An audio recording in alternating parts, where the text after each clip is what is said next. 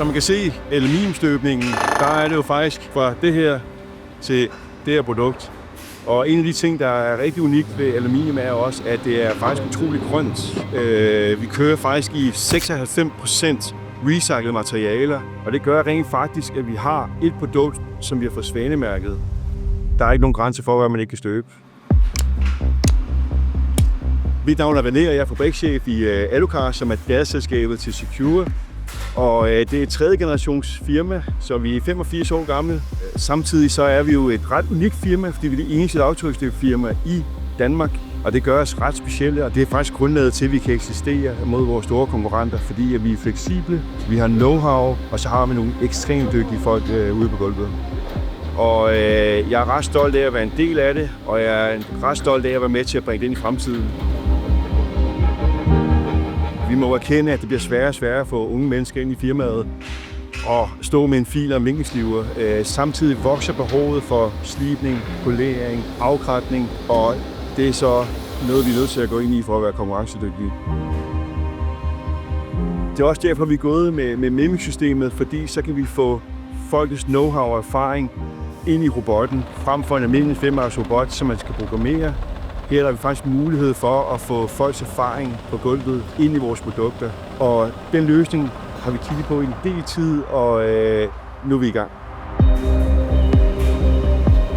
Den efterligner dine egne bevægelser, og det vil sige, at du har et dommejoystick, som repræsenterer en vinkelsliver for eksempel, og det bruger du simpelthen til at lave dine bevægelser med.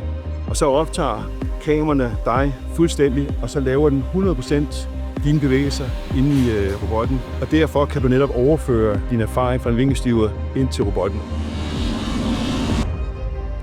Jamen på sigt håber jeg jo, at alle de besværlige opgaver, de ryger over på robotten. Samtidig så håber jeg også, at måske en dag vi kan tage opgaver ind.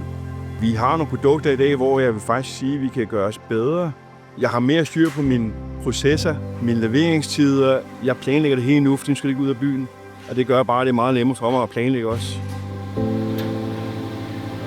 Altså hvis du ejer et støberi eller anden form inden for metalbranchen, og man overvejer at købe en robot, så anbefaler jeg klart, at det første man gør, det er tage telefonen, ring til Norbo Robotics, få en god fornemmelse af, hvad det er for nogle mennesker, og deres erfaring kan bidrage med. Og så er jeg ret sikker på, at I også vælger en Mimic-løsning. Min største barriere for at få en robot var faktisk mere for at overbevise ejeren om, at vi er nødt til at bevæge os ind i fremtiden. Og da vi først havde haft nogle møder med Norbo, og ejeren var med nede at se, så synes jeg, at det var en mega spændende løsning. Og nu er vi her. Vi er et gammelt firma, som ulmer af erfaring. Vi har over 100 års erfaring inde på gulvet, og nogle fantastiske drenge derinde.